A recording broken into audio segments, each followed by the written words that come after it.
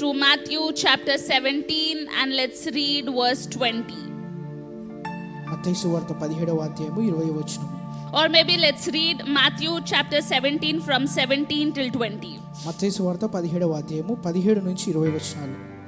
అందుకు యేసు, విశ్వాసం లేని మూర్ఖతరము వారలారా, మీతో నేను ఎంతకాలం ఉందును, ఎంతవరకు మిమ్మను సహింతును, వానిని నా ఎద్దుకు తీసుకొని రండని చెప్పెను.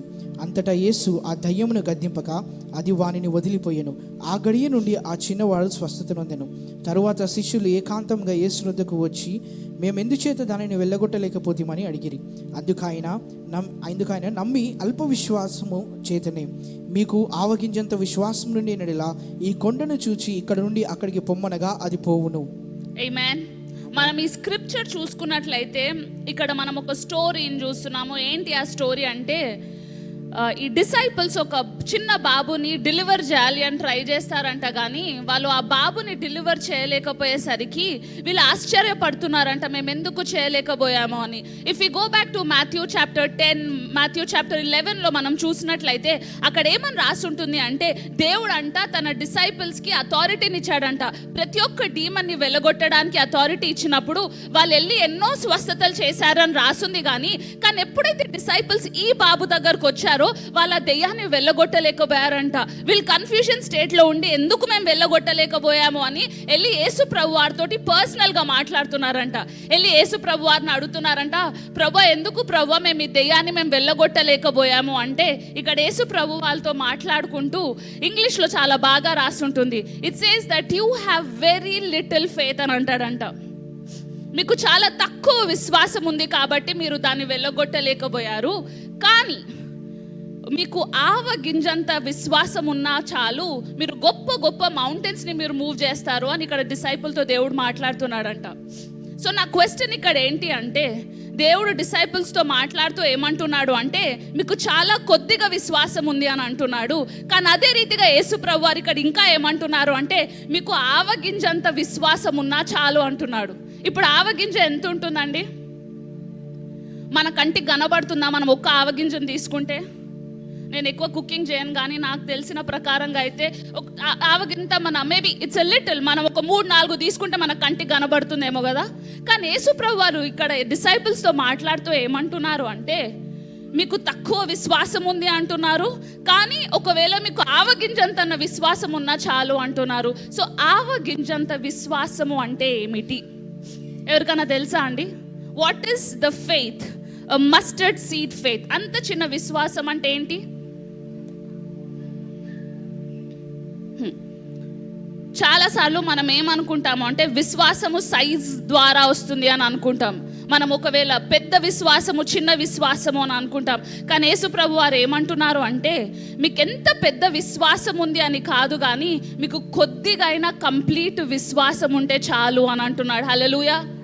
I want you to know that most often we are moved by big faith. మనకేదో పెద్ద విశ్వాసం కావాలి అంటారు, కానీ యేసు ప్రభు వారు మాత్రం ఏమంటున్నారు అంటే, మీకు కొద్దిగా విశ్వాసం ఉన్నా చాలు. ఆ కొద్దిగా విశ్వాసము అంటే ఏంటి అన్నది ఈరోజు నేను మీతో మాట్లాడాలి అనుకుంటున్నాను.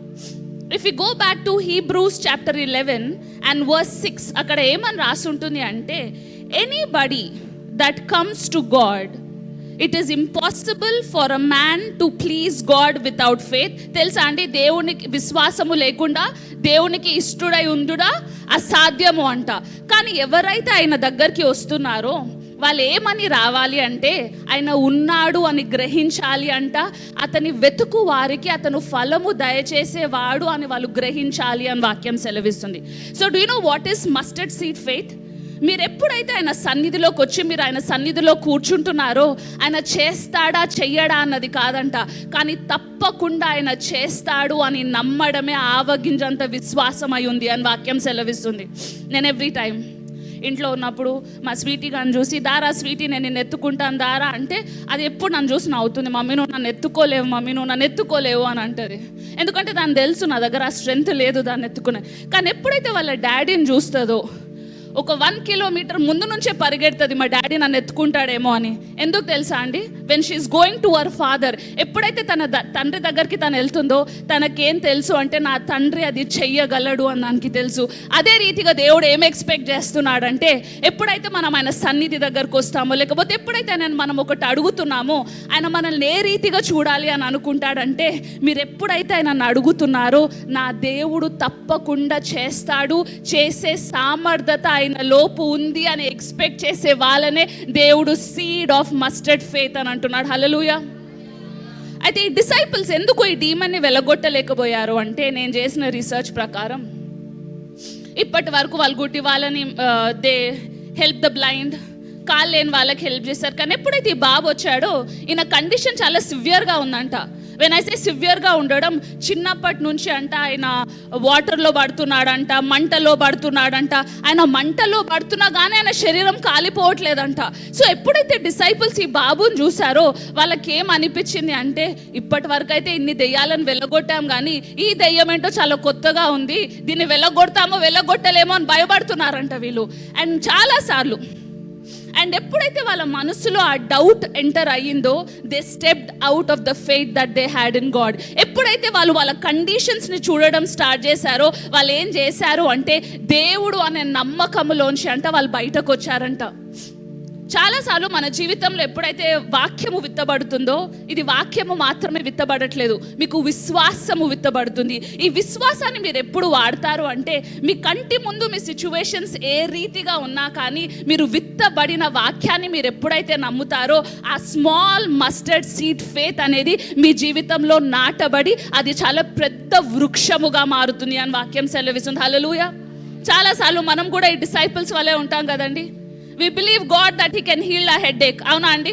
మనకు తలనొప్పి రాగానే తప్పకుండా దేవుడు హీల్ చేస్తాడు, నో డౌట్ అబౌట్ ఇట్ అని అనుకుంటాం.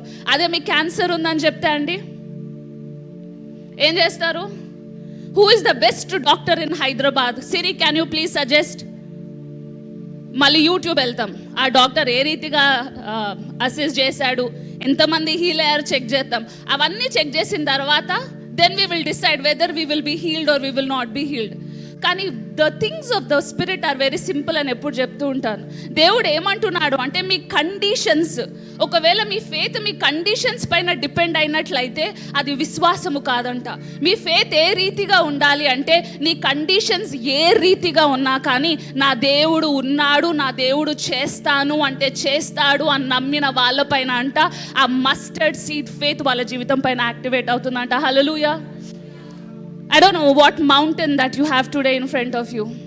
మీ కంటి ముందు ఎంత పెద్ద కొండ ఈరోజు ఉందో నాకు తెలియదండి. కానీ ఆ కొండను మూవ్ చేయడానికి ఏం అవసరం అంట తెలుసా అండి? కేవలం ఆవగింజంత విశ్వాసం ఉన్నా చాలు, ఆ కొండ అంట కదిలిపోతుంది అని వాక్యం సెలవిస్తుంది.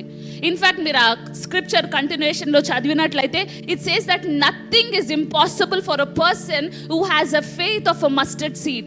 ఎవరికైతే అంత చిన్న కంప్లీట్ విశ్వాసం ఉందో వాళ్ళకి ఏది కూడా వాళ్ళ జీవితంలో ఇంపాసిబుల్ కాదు అని ఇక్కడ వాక్యం సెలవిస్తుంది.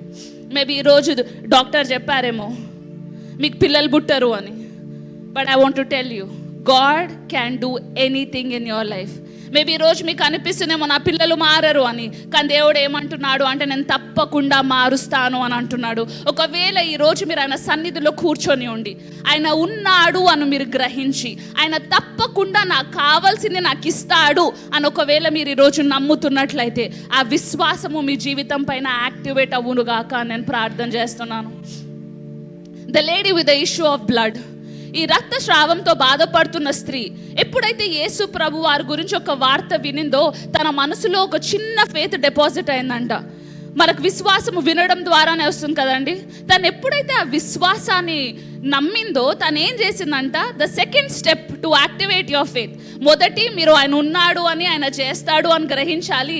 రెండోది మీరు ఏం చేయాలి అంటే, తను ఈ lady with the issue of blood ఏం చేసింది అంటే, ఎప్పుడైతే తను యేసు ప్రభు వారి గురించి తెలుసుకుందో, నేను 12 సంవత్సరాల నుంచి బాధపడుతున్నాను, 12 సంవత్సరాలు ఏ డాక్టర్ కూడా, ఏ గైనకాలజిస్ట్ కూడా నాకు హెల్ప్ చేయలేదు, కానీ ఎందుకో యేసు ప్రభు వారి గురించి వార్తను వింటే ఇతను తప్పకుండా చెయ్యగలడు అని నాకు అనిపిస్తుంది అని ఎప్పుడైతే తనకు అనిపించిందో, తను రెండోది ఏం చేసిందంట తెలుసా అండి, తనతో తాను చెప్పుకుందంట, నేను వెళ్ళి అతని వస్త్రాన్ని ముట్టుకుంటే చాలు నేను స్వస్థపడతాను అని అనిందంట. ఈరోజు మౌంటైన్ మూవింగ్ ఫేత్ అంటే ఏంటి తెలుసా అండి? మీరు ఏదైతే మీ హృదయంలో నమ్ముతున్నారో, మీరు ఎప్పుడైతే ఆయన సన్నిధిలో నా దేవుడు దాన్ని చేస్తాడు అని మీ నోటితో ఒప్పుకుంటున్నారో, మీ ప్రతి ఒక్క కొండ కరిగిపోతుంది అని వాక్యం సెలవిస్తుంది. 12 సంవత్సరాలుగా ఏదైతే తన జీవితంలో జరగలేదో ఆ ఒక్క నిమిషంలో జరిగిపోయిందంట. ఈరోజు ఎన్ని సంవత్సరాల నుంచి మీకు మీ బ్రేక్ త్రూ రావట్లేదో నాకు తెలియదు, కానీ ఐ ఛాలెంజ్ యూ టుడే. ఒకవేళ అదే విశ్వాసముతో ఆయన సన్నిధిలో మీరుండి తప్పకుండా నా దేవుడు ఈ కొండను కదిలిస్తాడు అని నువ్వు నోరు తెరిచి ఈరోజు మాట్లాడుతుండగా నేను నమ్ముచున్నాను, ఆ ప్రతి ఒక్క కొండ యేసు నామంలో కరిగిపోవునుగాక అని నేను ప్రార్థన చేస్తున్నాను. We complicate the things of the spirit. దేవుడు మనకు ఉచితముగా ఇచ్చిన దాన్ని మనం ఇంకేదో చేసి పొందుకోవాలి అని అనుకుంటాం, కానీ దేవుడు మాత్రం ఒకటే ఒక కండిషన్ పెడుతున్నాడు. ఏంటి అంటే ఆవగింజంత విశ్వాసము నీలో ఉంటే చాలు అని అంటున్నాడు.